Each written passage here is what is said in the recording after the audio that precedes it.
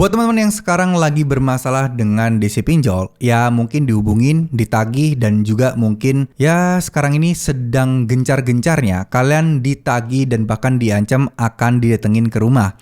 Mungkin ini sedikit tips yang bagus ya dari mantan DC pinjol yang share beberapa waktu lalu di grup Facebook teman-teman. Ya, intinya sih seperti ini.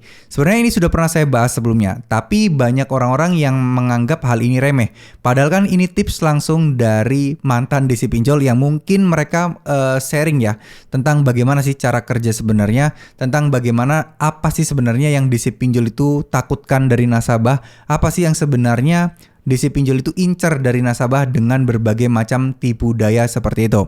Oke, jadi tidak semua DC pinjol itu menipu. Tidak semua DC pinjol itu nakut-nakuti kalian. Ada juga kok DC pinjol yang baik-baik, datang baik-baik, ramah dan lain sebagainya. Tapi karena image di luaran sana, DC pinjol itu terlalu jahat, terlalu galak gitu ya, terlalu terlalu menakutkan lah ya, menakutkan dalam tanda kutip. Itu maka orang-orang mulai untuk ketakutan ya ketika mulai berhadapan dengan DC pinjol.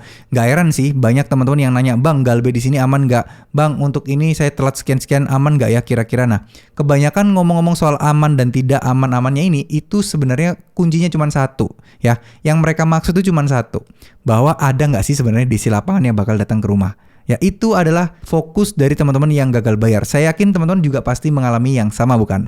Nah, tenang aja teman-teman ya, tenang aja. Karena ini tuh nggak sesulit yang seperti kalian bayangkan.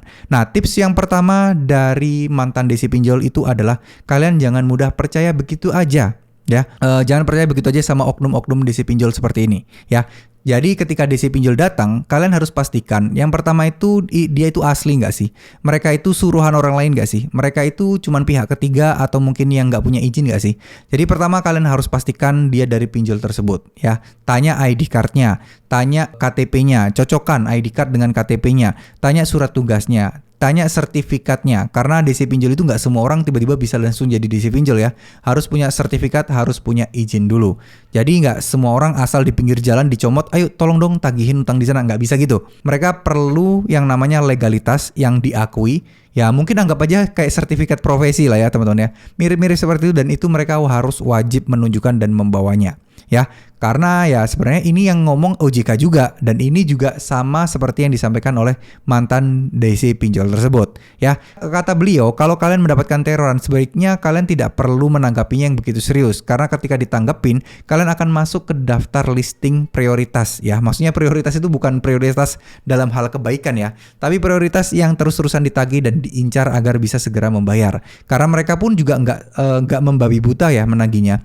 Ada strategi-strategi juga bagi mereka. Mana nih yang bisa segera bayar? Mana nih yang kemungkinan besar bayarnya agak lambat? Mana nih yang benar-benar nggak bisa bayar? Itu mereka pastinya sudah memilah-milah dan ngotak-ngotakin semua kategori-kategori tersebut. Nah, yang diincar adalah ya udah yang paling prioritas. Nah, tergantung kalian mau jadi yang paling prioritas atau paling yang diabaikan. Saya yakin teman-teman semua pasti pengen yang jadi yang diabaikan kan? Nah, caranya adalah nggak perlu terlalu sering-sering merespon. Atau mungkin kalau perlu nggak usah direspon juga nggak apa-apa. Cukup balas sekali, kasih informasi yang sebenar-benarnya. Udah, habis itu tugas kalian beres ya. Jangan berpikiran yang aneh-aneh dan jangan berpikiran yang tidak-tidak ya. Intinya adalah teman-teman, dari pengalaman mantan DC kayak gini, DC itu juga sebenarnya takut ya berhadapan dengan nasabah, itu sebenarnya takut. Apalagi di rumah, karena kan ya kita tahu lah ya, kadang di daerah-daerah pedesaan solidaritasnya itu pun masih sangat tinggi. Beda dengan di kota. Kalau di kota orang ditekan-tekan DC paling cuma direkam, difoto doang, nggak ditolongin. Ya itu biasa ya teman-teman ya. Paling orang pada bingung, ngapain sih kayak gitu. Nah intinya adalah kalau kalian sama DC pinjol legal, nggak perlu khawatir. Nggak perlu kalian khawatir diapa-apain, karena mereka masih terikat dan mereka berbadan hukum kok ya. Jadi mereka pasti akan mematuhi aturan-aturan dari OJK dan nggak bakal melakukan pelanggaran-pelanggaran. Kalau sampai amit-amit mereka melakukan pelanggaran, ya kalian tinggal rekam aja. Kalian tinggal laporkan ke OJK atau ke pinjol dulu yang bersangkutan ya. Oke? Jadi jangan takut ya teman-teman, jangan takut.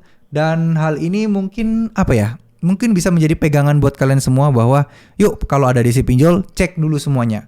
Cek mulai dari sertifikatnya, cek mulai dari identitasnya, cek mulai dari KTP-nya, surat tugasnya sesuai nggak nama kalian, tagihan kalian, dan nama orang yang bertugas untuk menagih sama nggak.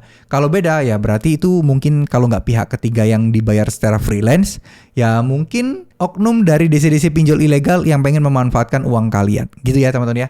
Karena banyak nih korban-korban yang tertipu, DC datang minta uang makan, minta uang transport, padahal ternyata bukan DC asli dari pinjol tersebut. Mereka cuman mengaku-ngaku aja dan mungkin kebetulan tahu kalau kalian minjol di tempat itu.